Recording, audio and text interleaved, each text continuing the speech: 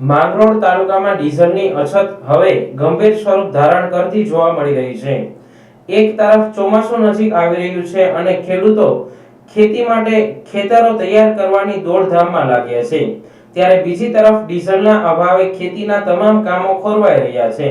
હાલ પરિસ્થિતિ એવી બની છે કે ઘણા ખેડૂતોનો તૈયાર પાક હજુ પણ ખેતરોમાં જ પડ્યો છે અને સમયસર મશીનો તથા વાહનો ન મળતા પાક બગડી જવાની ભીતિ ઊભી થઈ છે।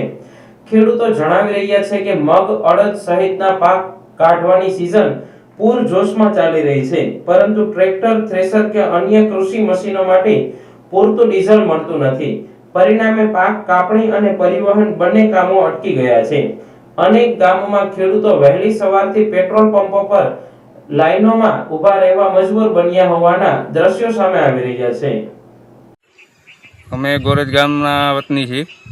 અમારે ડીઝલના અછતની કારણે અત્યારે આ મોલ અમારો બગડવાની ભીતિમાં છે।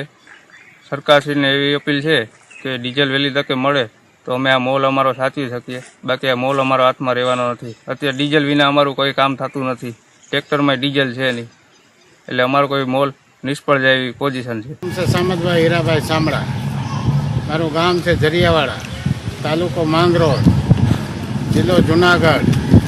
હવે અત્યારે ડીઝલની ખરેખર અછત છે પૂરેપૂરી, એટલે બધોય મોલ અત્યારે ખેતરમાં છે, તો અત્યારે ડીઝલ વગરનું કરવું હું?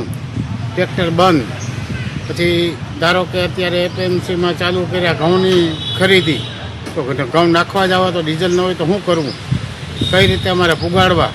પછી બીજા નંબરની અંદર અત્યારે કાળો ઉનાળો છે, તો અમારા ગામની અંદર પાણી છે ને એ છેવાડા સુધી આવતું નથી, પીવાનું પાણી એ મળતું નથી। આ પરિસ્થિતિ છે અમારી। બીજી તરફ બાગાયત કરતા ખેડૂતોની મુશ્કેલીઓ પણ વધી ગઈ છે। માંગરોળ પંથકમાં નારિયેળી અને આંબાના બગીચાઓમાં પાક તૈયાર થઈ ગયો છે, પરંતુ નારિયેળ અને કેરી બજાર સુધી પહોંચાડવાના વાહનો માટે ડીઝલ ન મળતા માલ બજારો સુધી પહોંચાડવાનો મુશ્કેલ બન્યો છે। ખેડૂતોને ભય છે કે જો આગામી દિવસોમાં ડીઝલની સમસ્યા હલ નહીં થાય તો કેરી, નારિયેળ સહિતના અનેક કૃષિ જણસો ઘરમાં કે ખેતરોમાં જ બગડી જવાની નોબત આવશે, જેના કારણે ખેડૂતોને લાખો રૂપિયાનું નુકસાન ભોગવવું પડી શકે છે। ખેડૂતોમાં સરકાર પ્રત્યે પણ ભારે રોષ જોવા મળી રહ્યો છે। મારું નામ છે ધ્રુવ ખેર, હું માનખેત્રાનો વતની છું। અમારે ઘણા માંગરોળ તાલુકામાં ઘણા દિવસોથી પેટ્રોલ ડીઝલની શોર્ટેજ છે। એના લીધે અમારે જે આ પાક છે એ આખો ફેલ જાય છે। વાઢી લીધો છે તોય પણ ફેલ જાય છે કે એક સકેડીમાં 1 કલાકમાં 3 લીટર જેવું ડીઝલ ઉપાડે છે। અટાણી કોઈ સકેડીવાળા આવતા નથી, કહો કે ડીઝલ છે નહીં, એના કારણોસર। અને અન્ય પણ અમારે જો નારિયેળીનું પણ ઘણું વાવેતર છે, તો નારિયેળી પર કોઈ નારિયેળ પણ પાડવા નથી આવતું, કે બોલેરામાં ડીઝલ નથી, એના કારણોસર। એટલે ઘણા પ્રોબ્લેમ છે ડીઝલ અને એના કારણોસર। અને કેરીના જે બગીચા છે તો એમાં કેરી પર કોઈ લેવા નથી આવતું, કે ટ્રાન્સપોર્ટમાં પ્રોબ્લેમ થાય છે, એટલે બોલેરામાં અને ટ્રકમાં અને ડીઝલ મળતું નથી, એટલે એના કારણોસર ઘણા પ્રોબ્લેમ થાય છે। અને સકેડીમાં ડીઝલ નથી મળતું એટલે અમારો પાક પૂરેપૂરો ફેલ જાય છે। અને ડીઝલ કેટલા દિવસો તા ખેડૂત લાઈનમાં ઉભે છે, 1000 રૂપિયાનું ડીઝલ આપે છે। 1000 રૂપિયાના ડીઝલ હાટું રાતના આખી રાત 1000 રૂપિયાના ડીઝલ હાટું જાગે છે ખેડૂતો, અને સવારના 1000 રૂપિયાનું ડીઝલ નાખે છે તો બપોર સુધી પણ હાલતું નથી। તો એના માટે અમે સરકારશ્રીને રજૂઆત કરવા માંગીએ છીએ કે વહેલી તકે ડીઝલ અને માંગરોળ તાલુકામાં વહેલી તકે ડીઝલની જરૂરિયાત પૂરી પાડે। કેટલાક ખેડૂતો ખુલ્લેઆમ કહી રહ્યા છે કે વડાપ્રધાન દ્વારા ડીઝલ અને પેટ્રોલ બચાવવાના સંદેશ આપવામાં આવે છે, પરંતુ બીજી તરફ મોટા કાર્યક્રમો અને તાઇફાઓમાં હજારો લીટર ડીઝલનો વપરાશ થતો હોય છે। ખેડૂતો સવાલ ઉઠાવી રહ્યા છે કે સામાન્ય ખેડૂતને બચતના ઉપદેશ આપવામાં આવે છે, પરંતુ સરકારી સ્તરે થતા ખર્ચ સામે કોઈ ધ્યાન આપવામાં આવતું નથી। હાલ સમગ્ર માંગરોળ પંથકમાં જાયે તો જાયે કહા જેવી સ્થિતિ સર્જાય છે। ખેતીના કામો અટવાઈ રહ્યા છે, પાક ખેતરોમાં અટવાયો છે, બજારો સુધી માલ પહોંચી શકતો નથી અને ચોમાસું નજીક આવતા ચિંતા ખૂબ વધી રહી છે। હવે આગામી દિવસોમાં તંત્ર દ્વારા ડીઝલ પુરવઠો સામાન્ય બનાવવામાં આવે છે કે નહીં તે તરફ સમગ્ર પંથકના ખેડૂતોની નજર મંડાઈ છે।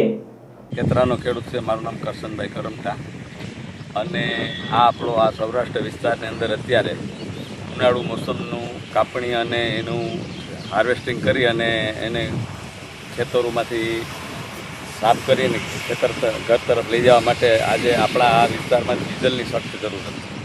આ તમામ વાહનો ટ્રેક્ટરો અને થ્રેસરો બધી ડીઝલથી ચાલતા વાહનો છે અને સરકારની આ જે અત્યારે ડીઝલની સ્થિતિ તૈયાર સામે આવી છે, જે ડીઝલ શોર્ટેજ ઊભું કર્યું છે, તો સરકારને અપીલ છે કે સરકારે આ ડીઝલનું પોતાનો પ્રાઇવેટ જથ્થો કે કોઈ પણ સ્ટોક હોય એમાંથી પણ ખેડૂતોને વારે આવવું જોઈએ.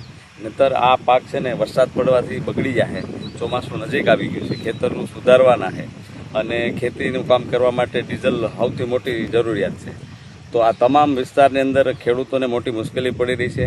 નારિયેલી છે, આંબા છે, તમામ પાક આવી ગયો છે હાથમાં અને એને ઉતારી અને માર્કેટ સુધી લઈ જવા માટે ડીઝલના જ વાહનો હાલે છે. અત્યારે ખેતર સુધારવું, મોસમને હાર્વેસ્ટિંગ કરવી અને બાકીનું આ જે ટ્રાન્સપોર્ટ અને માર્કેટ સુધી લઈ જવા માટે ડીઝલ વાહનોની ખાસ જરૂરિયાત છે. અને અત્યારે જો ડીઝલનો શોર્ટેજ ઊભો થાય તો આ માલ અહીં ને અહીં બગડી જાય અને ખેડૂતોની કફડી પરિસ્થિતિ થાય છે. એક તો કમોસમી વરસાદોથી ચોમાસું મોસમ, શિયાળુ મોસમ ઉપર પણ માર પડ્યો છે અને ઉપર છેલ્લે આખરમાં ઉનાળુ મોસમ હાથમાં આવી અને આ જો સ્થિતિ તૈયાર થાય તો મોટી મુશ્કેલી સર્જાય એમ છે. તો સરકારને ખરેખર આમાં ધ્યાન દેવું જોઈએ અને આ ડીઝલની જે સરકાર આવા નિવેદનો કરે છે કે ભાઈ વાહનોને ઓછો ઉપયોગ કરો ને આ ટ્રાન્સપોર્ટ ને જે મોટા વાહનોની જરૂરિયાત હોય ત્યાં લઈ જાઓ, તો તમે તાઇફા કરવા માટે મોટા વાહનો શા માટે લઈ જાઓ? જ્યાં 2500 200 દોડાવો છો, એટલા વાહનો દોડાવો છે. સરકારની પબ્લિસિટી કરવાની ક્યાં જરૂર છે? જે જરૂરિયાતી વસ્તુ છે એને ઉપર તમે બંધ કરાવો છો અને તમારી વાવા કરવા માટે ખોટી નકલી પ્રસિદ્ધિ કરવા માટે જો આ કરો છો તો તમે દેશ વિરોધી કામ કરી રહ્યા છો. મારી આ એક નિવેદન છે કે આવું ન કરવું જોઈએ લોકશાહીની અંદર.